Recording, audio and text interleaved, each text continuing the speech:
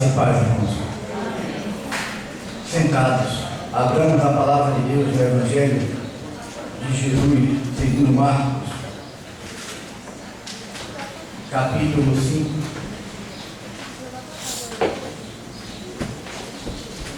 Nós veremos os versículos de 1 a 20. Marcos, capítulo 5.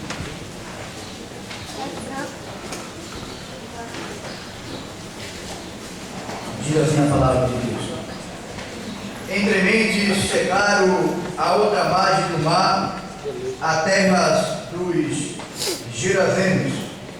Ao desembarcar, logo veio dos sepulcros ao seu encontro um homem possesso de espírito imundo, o qual vivia nos sepulcros, e nem mesmo com cadeias alguém podia prender.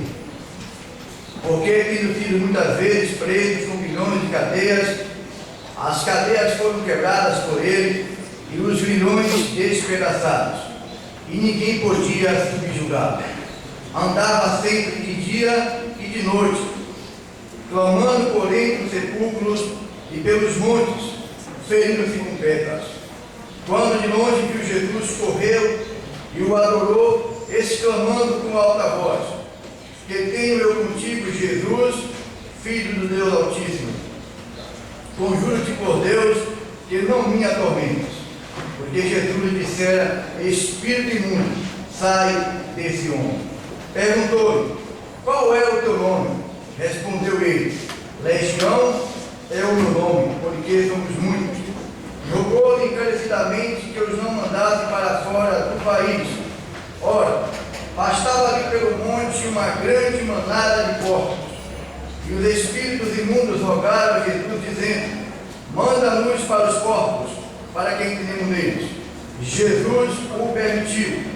Então, saindo os espíritos imundos, entraram nos porcos, e a manada, que era cerca de 2.000, precipitou-se despenhadeiro abaixo para dentro do mar, onde se afogaram. Os porqueiros fugiram e o anunciaram na cidade e pelos campos. Então saiu o povo para ver o que sucedera. Indo ter com Jesus, viram o demoniado que tivera legião, assentado, vestido e em perfeito juízo e temer. E os que haviam presenciado os fatos contaram-lhes o que acontecera ao demoniado e acerca dos porcos. E entraram a rogar-lhe que se retirasse da terra deles. Ao entrar Jesus no barco, suplicava ali que for endemoniado, que o deixasse estar com ele.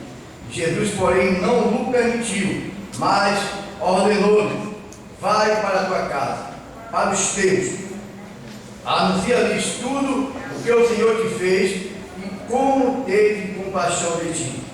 Então ele foi e começou a proclamar em Decápolis tudo o que Jesus lhe fizera, e todos se admiraram.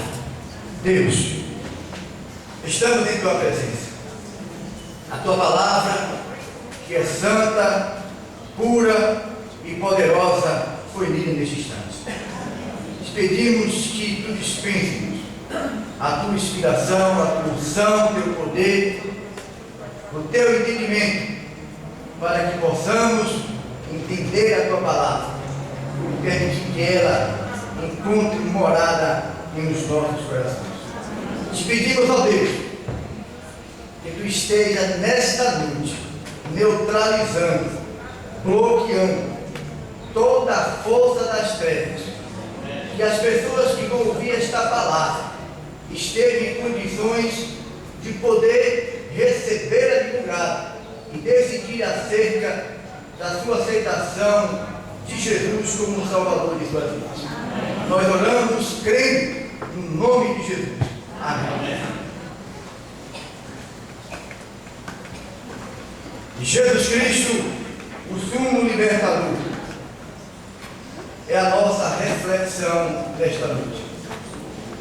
O mundo, em sua história,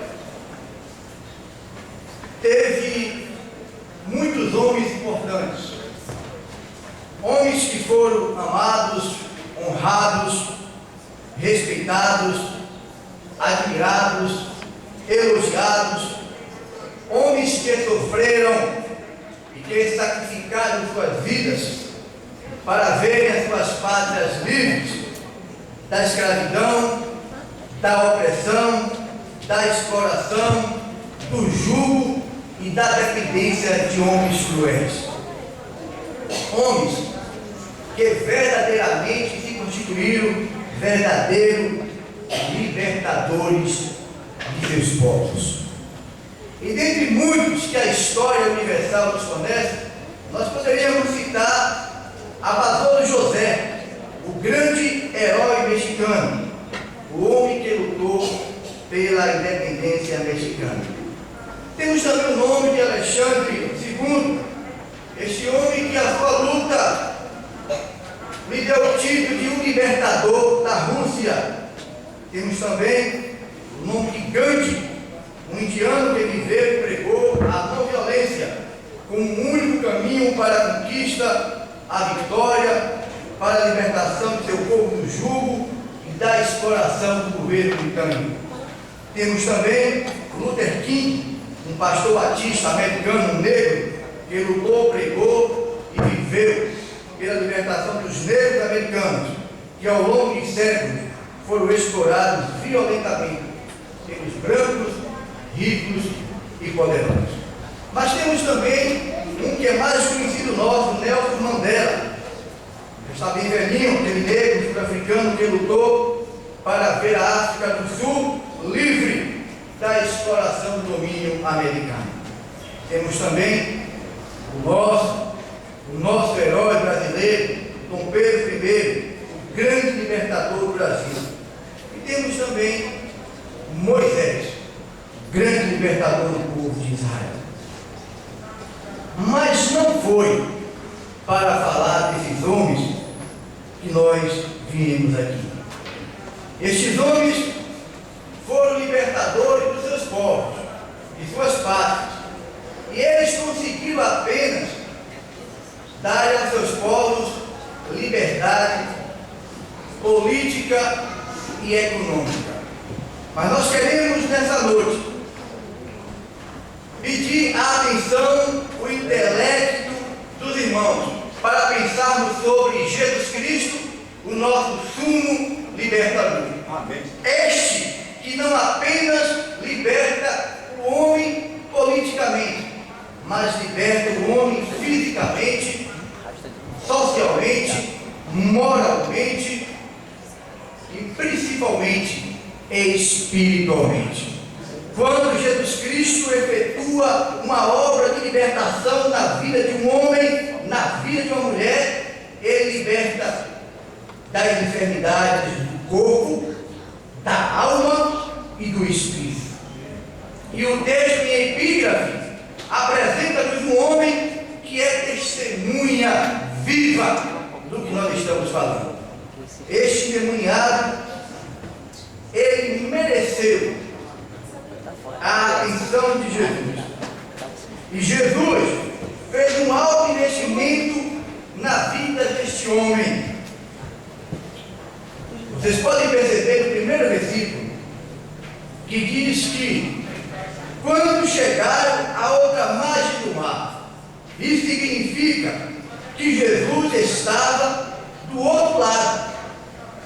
E ele, naturalmente, avistou aquele homem, naquele desespero tremendo, naquele caos, e ele então atravessou o mar. Ele sabia da existência daquele homem.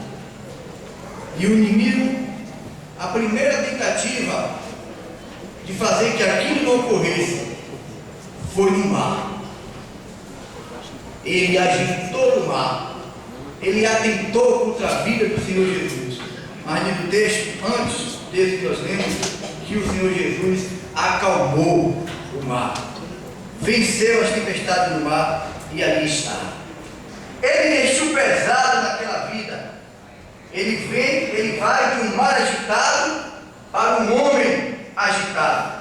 Humanamente falando, ambos eram indomáveis, mas Jesus os subjugou, porque Ele é o nosso sumo libertador. Era noite, depois de uma tempestade, num lugar deserto, íngreme, cheio de cavernas, um cemitério, onde havia corpos expostos, alguns deles em estado de decomposição. O lugar em si já metia medo aos mais corajosos. Desse lugar sombrio, saiu um homem louco, desvairado, possesso, nu, ferido-se com pedras, um verdadeiro aborto vivo, uma escória da sociedade. Todos já haviam desistido daquele homem, menos Jesus. Amém. Aquela viagem foi proposital. Jesus vai a uma terra gentílica, depois de um dia exaustivo de trabalho, depois de uma terrível tempestade, para salvar um homem possesso. Essa é a expressão do infinito amor de Jesus. Satanás roubou tudo de precioso que aquele homem possuía: sua família, sua liberdade, sua saúde física, sua saúde mental, sua dignidade, sua paz e a sua decência. O homem estava num tremendo caos. E entra Jesus em cena, aquele homem vai ao seu encontro, e aí agora a coisa começa a mudar. A coisa começa a mudar. Jesus começa o seu processo de libertação na vida daquele homem. E a primeira libertação que Jesus efetua aqui é uma libertação social. Diz o texto que aquele homem morava nos sepulcros. Imagine uma pessoa morar nos sepulcros, uma pessoa morar no cemitério. Ele perdeu o convívio social. Ele estava separado de sua aldeia e de sua família. Ele estava totalmente desprezado. E aquele homem, naquele estado, ele se tornou um homem violento e indomável. Diz o texto sagrado que as correntes, os grilhões não podiam deter. A sociedade nada pode fazer por aquele homem. E sabe o que eu aprendo aqui? É que a sociedade não tem recursos para resolver o problema da humanidade. A sociedade nada pode fazer pela recuperação, pela reestruturação, pela transformação de um homem. Eles tentaram deter, mas não conseguiram. Mas quando Jesus entrou no caso, quando Jesus entrou no cenário da crise daquele homem, o quadro então começou a mudar.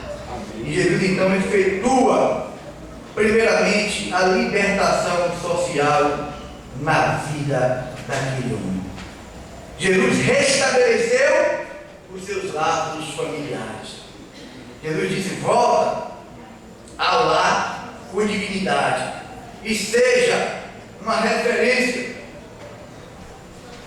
do poder libertador da minha graça. Ele então agora estava em condição de voltar à sua vida em sociedade, de voltar à sua vida em família, porque ele se encontrara com Jesus. Amém. É assim. Quando o homem se encontra com Jesus, tudo muda na vida dele. Eu posso imaginar que aqui nessa noite tenham pessoas que eram excluídas da sociedade, que eram excluídas de suas famílias, que eram desprezadas, que não valiam nada, se encontravam na lata do lixo, mas quando Jesus entrou em suas vidas, ele mudou a sua história. Amém. Eu sei que aqui tem muitas pessoas assim, pessoas que os próprios pais já haviam desistido delas, a esposa, o esposo, os filhos, mas Jesus entrou, porque Jesus jamais desiste de um pecador, porque diz a Bíblia que ele veio buscar e salvar aquele que se havia perdido. Para isso ele nasceu, mas não apenas ficou na liberdade social. Jesus então continua o seu processo de libertação e liberta aquele homem física e emocionalmente. No versículo 5, nós vemos: andava sempre de noite e de dia, clamando por entre os sepulcros e pelos montes, ferindo-se com pedras. Aquele homem estava totalmente agitado. Ele não dormia. Imagine uma pessoa sem dormir. Ele estava totalmente deprimido, estressado, violento, chegando ao ponto de ferir-se com pedras. Aquele homem contraiu uma das piores doenças. Naquela época, a pior doença, a lepra. Ele era um leproso, estava excluído da sociedade por conta disso. Ele estava fisicamente, emocionalmente, totalmente desfeito. Ele estava completamente desfigurado, estava no caos. Ele não dormia. Mas aí entra Jesus. Quando Jesus entrou na história daquele homem, ele também foi restaurado física e emocionalmente. Diz o texto sagrado que quando as pessoas se encontraram com aquele homem, o viram já curado fisicamente, sem lepras e assentado. Isso significa que ele estava emocionalmente em paz, tranquilo. Sabe quem fez isso? Jesus. Interessante é que muitas pessoas têm algum problema, aí correm para os psicólogos, para os psicanalistas, para os psiquiatras, e eles não conseguem resolver. Porque na verdade, como disse o pastor hoje pela manhã, quem conhece o homem é Deus. Porque o homem é feitura das mãos de Deus. Deus conhece seus pormenores, as suas peculiaridades, o seu funcionamento, a sua instrumentalidade. Deus conhece tudo. E quando o homem recorre a Deus na pessoa de Jesus, ele é restaurado física e emocionalmente. Amém. Como vai a sua emoção? Está abalado? Jesus leva. Jesus é capaz, ele tem o poder pleno e absoluto de mudar as suas emoções. Seja quais forem as circunstâncias que você esteja vivendo, lembre-se disso. Recorra a Jesus. Jesus vai equilibrar, estabilizar as suas emoções. Creia nisso. Talvez tenha pessoas aqui que estejam ainda vivendo as dores, o sentimento da perda de um ente querido, de uma interrupção de um laço. Talvez tenha pessoas aqui que estejam vivendo as dores, os sentimentos de alguém que lhe feriu, que lhe agrediu, que lhe atacou e que causou feridas tremendas. Lembre-se, Jesus é o único que pode mudar o seu quadro emocional. Não gaste o seu dinheiro com psicólogos, com psicanalistas. Deixe para aqueles que ainda não alcançaram esse entendimento. São profissionais que devem ser respeitados, mas deixe ele lá para aqueles que ainda não foram alcançados por esse entendimento que nós somos. Porque Jesus, quando ele entra no caso, quando ele entra no cenário, na história de uma pessoa, ele muda completamente. E aquele homem estava fisicamente também acabado. E Jesus então cura a enfermidade daquele homem. Foi assim com a mulher do fluxo de sangue, os irmãos lembram? Foi assim com o cego Bartimeu. Foi assim com os 10 leprosos. Foi assim com a filha de Jairo. Foi assim com o criado do centurião. Foi assim com Lázaro, seu amigo querido. Foi assim com a sogra de Pedro. E tem um fato importantíssimo ali no episódio da cura da sogra de Pedro. Está registrado lá em Mateus 8, de 14 a 17. Jesus entrou ali na casa da sogra de Pedro. Ele estava febril, doente. Todos estavam preocupados que a mulher de fato ia morrer ou não. Ele chegou lá. na sogra de Pedro. Mas ali o importante não foi a cura da sogra de Pedro. É o que diz depois. Depois, nos versículos 15 e 16, diz lá o seguinte: que Jesus curou a sogra de Pedro, expulsou vários demônios que tinham ali, para se cumprir o que fora dito pelo intermédio do profeta Isaías, no capítulo 53, versículo 4, que diz: Ele levou sobre si as nossas enfermidades.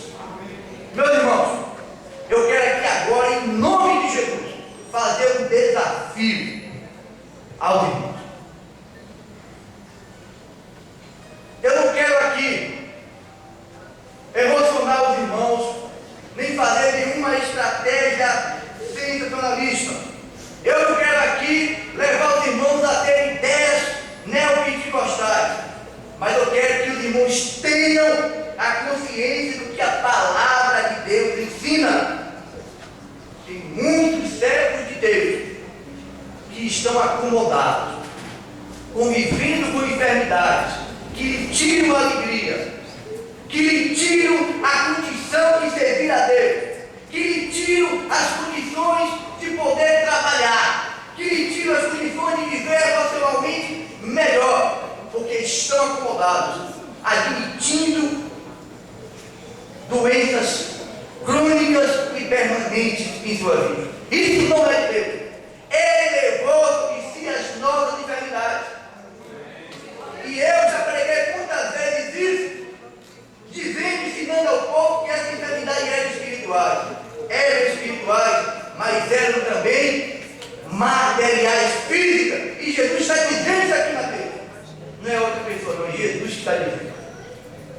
Portanto, o crente pode ficar doente? Pode. Agora, do ponto de vista de Deus, do ponto de vista da Bíblia, do ponto de vista de Jesus, você não pode se acomodar com a enfermidade que lhe persegue cronicamente, continuamente. Você precisa fazer uso do direito que Cristo conquistou para você na cruz do Calvário. Eu nunca me esqueço daquele exemplo, daquele homem que foi fazer um cruzeiro, e aí ele era pobre, mas era o sonho da vida dele, e ele então juntou todas as suas economias e comprou aquele pacote para aquele cruzeiro. E lá aquele homem entrou naquele navio bonito, ficou todo encantado. E os garçons passavam pelas bandejas com as refeições, com os lanches, com as bebidas, e aquele homem não fazia uso. Passou um dia, 2 dias, 3 dias, aquele homem lá sem comer e sem beber nada. Porque na cabeça dele, ele achava que se ele fosse beber ou comer alguma coisa, ele tinha que pagar. E ele só teve dinheiro para pagar o pacote. E aí, quando ele não aguentou mais, ele se dirigiu ao garçom e apelou.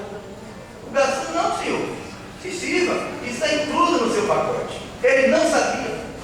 Tem muitos crentes que não sabem que a sua cura, que a sua libertação emocional, física, também está inclusa no pacote de Cristo na cruz do Calvário. Precisa saber disso, e precisa tomar posse disso. Sabe qual é o problema? É que às vezes a gente ouve tanta besteira desses neopentecostais aí na televisão e ao nosso redor, que às vezes a gente perde de vista a realidade do céu, de Deus, da palavra dele. E aquele homem foi curado, foi libertado também física e emocionalmente. Mas não parou por aí. Jesus também libertou aquele homem moralmente. Aquele homem estava com a moral arrasada. Ninguém lhe dava crédito. Ele andava despido e fora de si. Que moral vai ter uma pessoa que anda despido pelas ruas? Nenhuma. Já imaginaram daqui os irmãos, os amigos, vocês saberem de uma pessoa que vive despido pelas ruas? De que forma você vai encarar essa pessoa? Com Como você vai ver a moral dessa pessoa? Uma pessoa que anda aí se expondo. Mas aquele homem, por ser possesso, por ser um endemoniado, ele estava fora de si. E o demônio o levava a andar despido, sem roupas. Literalmente sem roupas. Estamos mergulhados numa crise moral sem precedentes. As pessoas perderam a capacidade de acreditar nas outras. Ninguém dá crédito a ninguém. O homem vive no pecado, desacreditado e sem moral. Porém, Jesus, o nosso sumo libertador, ele pode e quer libertar. Eu sei que a crise moral hoje é sem precedentes. A gente vê um policial fardado, a gente não sabe se ali de fato é um policial de verdade ou se é um camarada travestido de farda de polícia. Você vai comprar hoje um medicamento numa farmácia, a médica prescreve um medicamento, aí você não sabe se você vai levar para casa um medicamento verdadeiro ou se vai levar para casa pó de alguma coisa. As pessoas mentem com tanta facilidade, as pessoas são desonestas, as pessoas enganam, trapaceiam. A crise moral é sem precedência. E aquele homem vivia mergulhado numa crise moral. Mas quando Jesus entrou no cenário de sua vida, quando Jesus entrou na vida daquele homem, ele foi libertado também moralmente. Mas por último, Jesus o libertou espiritualmente. Jesus libertou aquele homem no corpo, nas emoções, na mente, e agora vai libertá-lo no espírito. O homem, ele é composto de 3 partes: corpo, alma e espírito. Se tem alguém aqui que é dicótomo, que acredita que tem espírito e alma é a mesma coisa, eu respeito, mas eu sou tricótomo. A Bíblia me faz enxergar mais desse ponto de vista, que o homem é feito de corpo, alma e espírito, sendo o corpo responsável pela área física, a alma responsável pela parte emocional e o espírito pela parte espiritual. É aquela parte que comunica com Deus. E as referências desse homem não eram nada boas antes do encontro com Cristo. Ele estava sem casa, pelado, sem família, sem rumo, acorrentado, possesso, mergulhado no pecado e impureza, desesperado, violento e com medo. Veio um quadro. Imagine você aí agora, alguém mergulhado nesse cenário que eu descrevi aqui agora, com tudo isso aqui. Mas o poder libertador da graça de Cristo trouxe dignidade e referência para a vida daquele homem. Amém. Quando os homens e mulheres tiveram a oportunidade de conhecer esse poder libertador e voltaram a ter dignidade como gente. Antes parecia um bicho, voltou a ser e a ter referência pessoal, voltou a ter credibilidade. Eu sei que aqui tem muitas pessoas que não valiam nada também moralmente, que não tinham nenhum crédito, nem a própria família dava crédito para você, mas quando Jesus entrou na sua vida, ele mudou a sua história. Jesus mudou aquele homem completamente. E aí eu me lembro de uma história de um rapaz, isso é verídico, aconteceu no Rio de Janeiro, de um rapaz que ele morava lá no esgoto do Rio de Janeiro. Cidade grande, no esgoto, a pessoa pode morar, né? A gente vê pela televisão, pessoas da rua conseguem morar. E aquele homem, ele encontrou o Novo Testamento colocado pelos leões, e ele começou a ler o Novo Testamento. Ele começou a ler, E dessa leitura ele encontrou-se com o Senhor Jesus. Aí um dia ele estava lá na igreja, todo barbeado, todo elegante, assim como eu. Aí uma moça chegou para outra e perguntou assim: quem é aquele jovem bonito ali? Ah, você não conhece não? Aquele ali é um rato. Rato? Só se for para você, porque para mim ele é um gato. É assim, meu irmão, que Jesus fala, ele transforma um rato em gato. Aquele homem estava pior do que um rato. Aquele homem, vocês não imaginam a fisionomia, a situação espiritual daquele homem era terrível. Mas Jesus, o nosso sumo libertador, ele transforma ratos em gatos. Creia nisso. Agora eu quero falar com você que já abriu mão do seu marido, já cansou de orar por ele. Você que já cansou de orar por sua esposa, pelos seus filhos, pelos seus netos, pelos seus sobrinhos, pelo seu patrão, pelos seus empregados, mude de ideia. Você que talvez já tenha aberto a boca um dia e dito: para fulano não tem mais jeito, fulano não tem jeito, tem jeito sim. Se você continuar a orar, Jesus vai entrar na vida dele ou dela e vai mudar a história da sua vida. Creia nisso. Porque Jesus, ele é o nosso sumo libertador.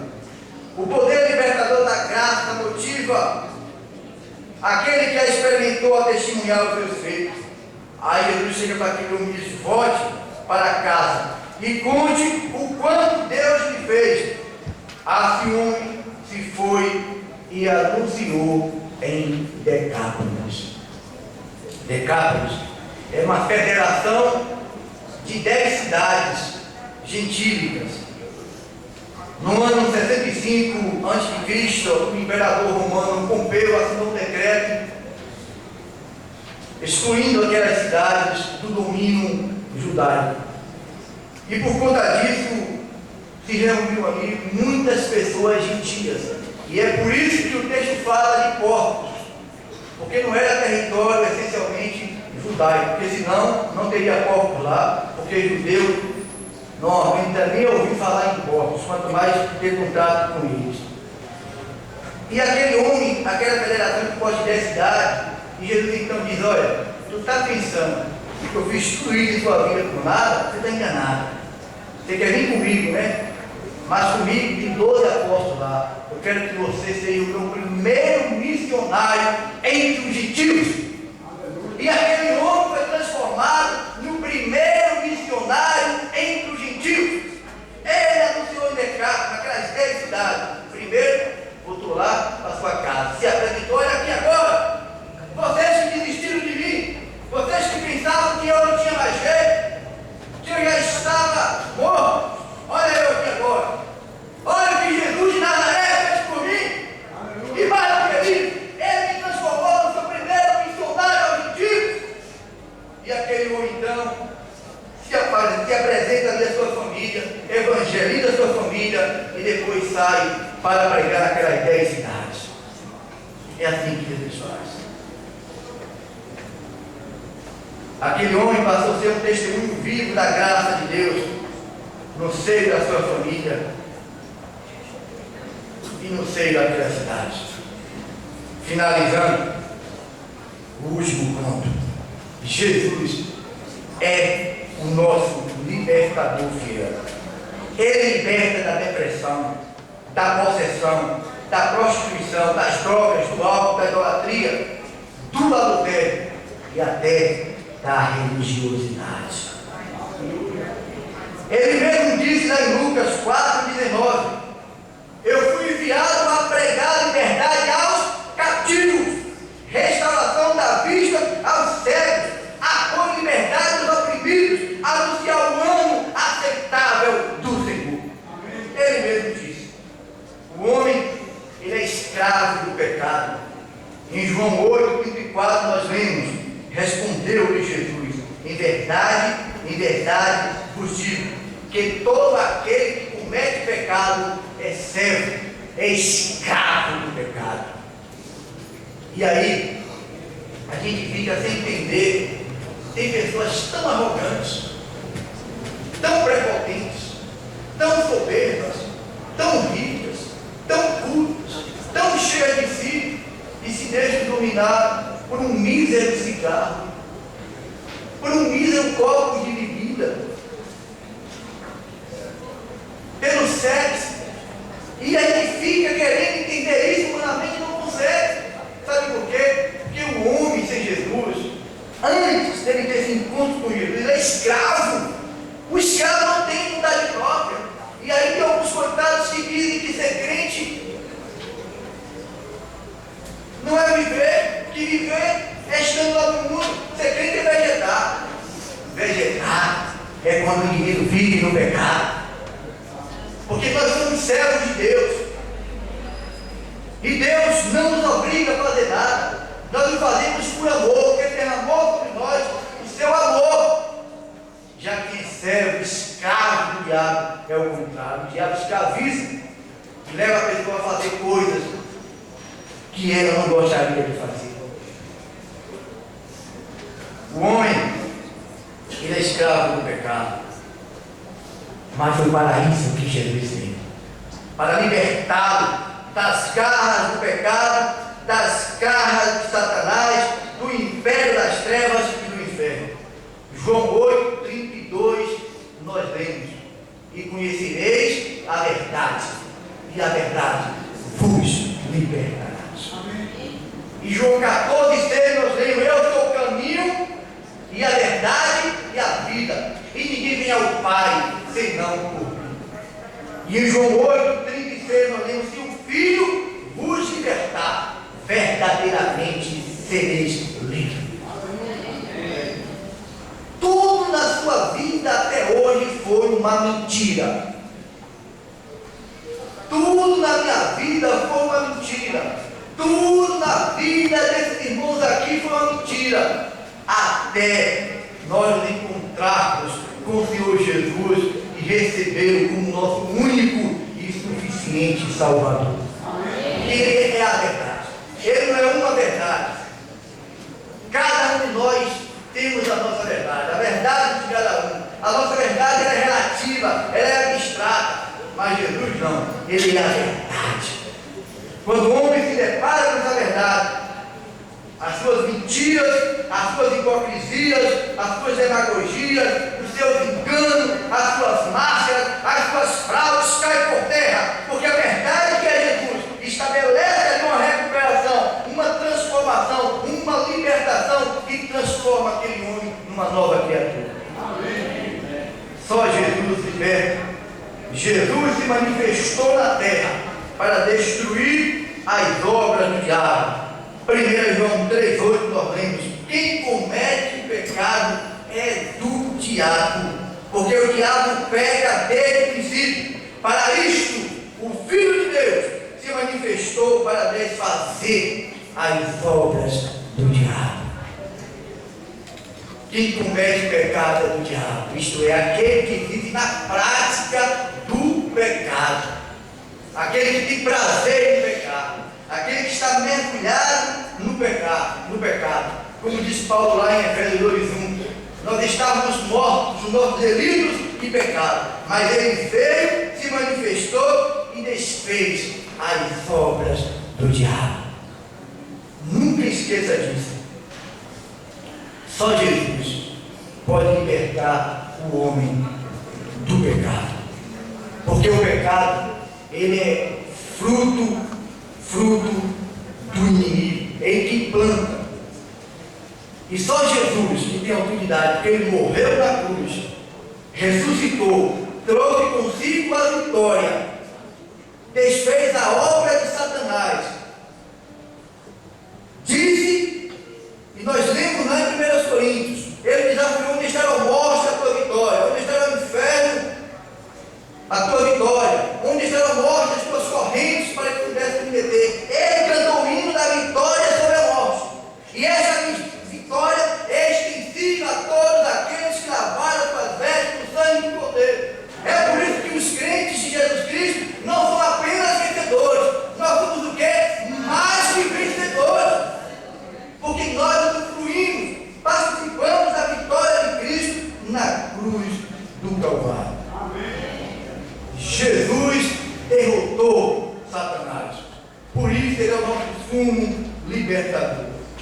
favor, faço questão que todos abram. Marcos 3, 27. Marcos 3, 27. Ninguém pode entrar na casa do valente para roubar os bens, sem primeiro amarrá-lo, e só então lhe saqueará a casa. Todos leram, olhem para mim, por favor. Jesus está dizendo aqui, o valente aqui é Satanás. Ele está dizendo que ninguém pode entrar na casa do valente e saquear a casa, tirar os seus bens, sem primeiro amarrá-lo.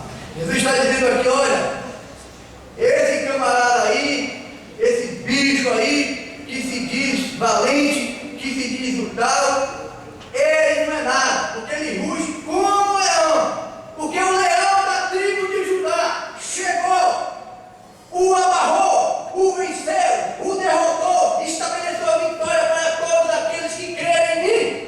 Foi o que Jesus está falando aqui. E por que o irmão, que o amigo, vai abrir mão disso? Que direito que Jesus conquistou na cruz. Ele venceu Satanás, fazendo cair por terra todo esse pacote satânico que às vezes nos aflige, nos angustia, nos fere, nos causa dor. Ele venceu o valente. E a Bíblia diz que, lá em 1 Pedro 5,7, que ele ruge como leão. Ele não é leão, não. Leão é Jesus. Jesus é leão da tribo de Judá. Ele como leão, buscando a quem possa tragar. Porque a Bíblia diz que ele veio para matar, roubar e destruir. Ao passo que ele veio para dar vida, vida em abundância. Amém. Mas ele não pode nos tocar. Porque nós somos os intocáveis de Deus. Lembra daquele filme, Os Intocáveis? Aquilo não é mentira, mas nós sim, nós somos intocáveis de Deus. Sabe por quê? Salmo 91 diz o quê? Aquele que habita no esconderijo do Altíssimo, na sombra do Onipotente descansará. Venha tocar em alguém que está no esconderijo do Altíssimo. Para tocar, tem que primeiro tocar em Jesus. Em Jesus ele não toca. Salmo 37, 34 diz que o anjo do Senhor acampa assim, ao redor dos que o temem e os livra. Olha para minha mão. Aqui é o crente. Aqui são os anjos. Os anjos satânicos ficam aqui em derredor. Em derredor. Porque ao redor tem os anjos de Deus protegendo. Essa é a boa notícia. Mas tem uma outra notícia que não é tão boa. Não é tão boa, filho. O texto diz que o anjo do Senhor acampa-se ao redor dos que o temem. Se o irmão quer contar com a proteção dioturnamente de Deus em sua vida, se o irmão quer contar com a proteção de Deus em sua vida, com esse selo, teme ao Senhor. Porque se você não temer ao Senhor, algumas brechinhas vão abrindo e o diabo vai lhe tocando. Porque o diabo só não toca no espírito do crente, mas na carne ele toca. Ele tocou na carne do Jó, tocou na carne de Pedro, já tem tocado na minha carne, tem tocado na carne do irmão, mas ele só toca. Ao crente ele só pode no máximo roubar, destruir e matar jamais. Porque ele já foi vencido. Jesus venceu na cruz do Calvário. E essa vitória é nossa. E nós temos que ler a palavra de Deus declarando isto. Porque a Bíblia diz: sujeitai-vos, pois, a Deus, resistir ao diabo e ele fugirá de vós. Tem muitos crentes vivendo como se estivessem vivendo no invernadeiro e esquecem que estão em guerra. Nós estamos na guerra. Temos paz com Jesus, nós estamos na guerra. Estamos na peleja, na luta. E o crente precisa perceber disso.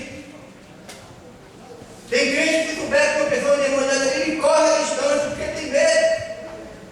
Não tem uma vida de compromisso com Deus. Não sabe lidar com essas coisas. Não aprende a palavra de Deus. Tem crente que jamais tem a atitude de orar por um irmão enfermo, porque ele não sabe o que é isso na vida dele. A nossa vida é de peleja constante. E aí Jesus disse, lá em Colossenses 2, 14 e 15, havendo riscado a cédula que era contra nós nas suas ordenanças, a qual de alguma maneira fizera contrária, e atirou do meio de nós, cravando-a na cruz, e despojando os principados e potestades, os expôs publicamente, e deles triunfou em si mesmo. Amém.